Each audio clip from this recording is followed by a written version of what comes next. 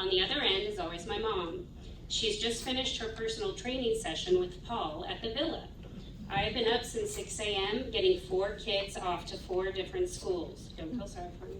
By 9:07, I'm probably on my 3rd or maybe 5th cup of coffee and enjoy the time to catch up with my mom and find out what she's doing for the day. At the age of 78, she is living life to the fullest. She sits on the board to our family business, Global Shop Solutions. She and my dad started 43 years ago.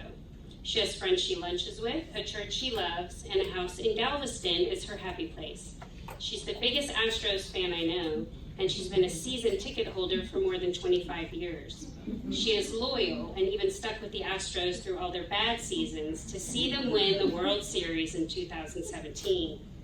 My parents attend Rockets games, which is really more my dad's love, but my mom goes with him, and they don't stop. But her greatest joy is time spent with her family and her grandchildren. There are 15 of them. They range in age from 22 down to 5. It would be impossible to count the numerous kids' activities she's attended over 22 years, sporting events, school programs, award ceremonies, and shopping trips. September 26, 2018, it is 5:25. I'm in the process of driving my oldest son's carpool and dropping off 6 very sweaty boys from Tomball High School football practice. I have dropped off the second boy when my phone rings. It is my dad. I do not answer because I'm driving. At 5:32 p.m., I'm dropping off the last boy and am sitting in my driveway when my phone rings again. This time, it is my 12-year-old son, Carter. I answer the call and his voice is shaking. He says, "I am at Nana's house. She's not moving, Mom. She can't speak." I begin to panic. My husband gets on the phone and is very calm. He's always calm. He tells me my mom is alert, but she cannot speak or move her side. He said, thankfully, my dad was home and found her and called 911 right away. The firemen from Station 8 Creekside are there, and the ambulance has just arrived from Station 2, the Woodlands. The first responders quickly recognized certain symptoms that led to spring them into action. He asked me, which hospital do you want her to be transported to? Memorial Hermann, I tell him. There is no question. I had my 4 babies at Memorial Hermann. I got the best care at Memorial Hermann. He told me the paramedics have moved quickly and my dad is now getting in the ambulance and to meet him at the ER. I can hear the sirens through my phone. He tells me she is in the best hands and drives safely. I call my 3 siblings and within 15 minutes we meet at the emergency room of Memorial Hermann. The ER visit is mostly a blur as I was a mess. I remember my big brother grabbing me and telling me to get it together. He actually didn't use those words, they were a little probably not appropriate for my speech. We needed to be strong for my mom.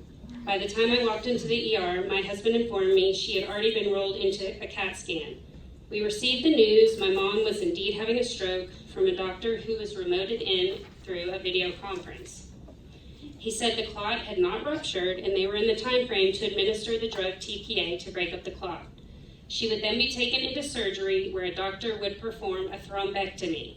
I didn't even know what that word was until now. And remove the rest of the clot. The doctor who was to perform this had been notified and was en route to the hospital. They had to move fast. I held my mom's hand and watched within 15 minutes as she began to slowly move her right side again. They prepped her for surgery. The drug appeared to be working. We were now going to be escorted to another waiting room. My dad asked, "Can I please see the doctor?" That's usually what you do before any surgery, but there was no time for this, and my mom was taken away. We waited upstairs for what seemed days. After a significant amount of time had passed, we see one doctor in scrubs walking our way. We all jumped up. Walking our way was my childhood crush, Jimmy Field. Is Jimmy here today? Hi, Jimmy.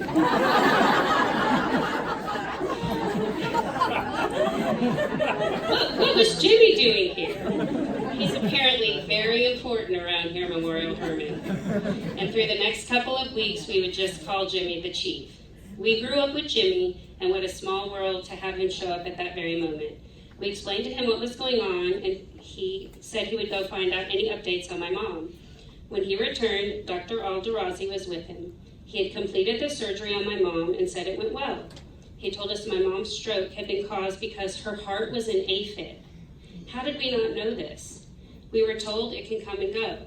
My mom is extremely healthy. She works out, she eats right, and she does not take any prescriptions on a regular basis.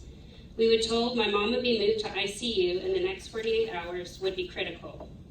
We kept thanking Dr. Alderazi. He was very patient with our questions. He was kind. His demeanor is rare. I would describe him quite simply as impressive. When we went to visit her in ICU, we sat and waited. My mom would hold our hand and look at us, but she did not speak. I couldn't help but think if I would ever hear her voice again. We had to take turns 2 at a time to see her. After several of us came and went back to the waiting room, my husband walked in. My mom turned her head towards the door and exclaimed, "Hey, Jay." We were all in shock and thankful, and I still wonder why his name got called first and not mine. Over the next few days, my mom made remarkable progress. She was moved to a regular room after 2 days in ICU. She was visited by speech therapists, physical therapists, occupational therapists, Linda and Josh, Dr. Steelman, cardiologist Dr. Aker and Dr. Brown. Her nursing staff was top-notch, and the love and care she received through each phase at Memorial Hermann was astonishing. The chief made many visits and kept us smiling as we reminisced about some good childhood memories. After a week, we were told my mom would be sent to TIR. I knew about TIR from my daughter's kindergarten teacher. Her son had been there 6 months prior for a serious skateboarding accident. She raved about the care he received, and he made a full recovery. We toured TIR and met Dr. Edge, who would be there to see that my mom was physically ready to return to her life when she was released. My mom's daily schedule consisted of 7 to 8 therapies a day. Every therapist who came in contact with my mom was again remarkable. Each day we watched more progress and more progress. We knew she was coming back to herself when she faked that she was too tired for one therapy session because the Astros had a playoff game she wanted to watch. Her recommended 2-week stay turned into 1. She continued 3 months of ongoing outpatient therapy. In December, Dr. Aker brought her heart out of AFib. By Christmas, she was playing Santa as usual to her 15 grandkids. From the ambulance ride to Memorial Hermann all the way to TIR, the sending off with a bell ringing and dancing and singing, I thank each one of you for saving my mom's life. From those behind the scenes to Dr. Alderazi, my hero, I thank you from the bottom of my heart. Because of you, my daughter has her Nana, my boys have their Nana, my dad still has his wife of 54 years, and I still have my mom. Because of you, she was here for another Thanksgiving, another Christmas, and her 79th birthday. Just this May, she was able to see her oldest grandson graduate college, 2 granddaughters graduate high school, and this little guy graduate preschool. Because of you, she is again living life to the fullest. June 6, 2019, 9:07 a.m., my phone rings. It is my mom. We are headed to Galveston. Her car is loaded and ready to go. Summer is here, and we are going to enjoy it. Because of you, Memorial Hermann. Thank you.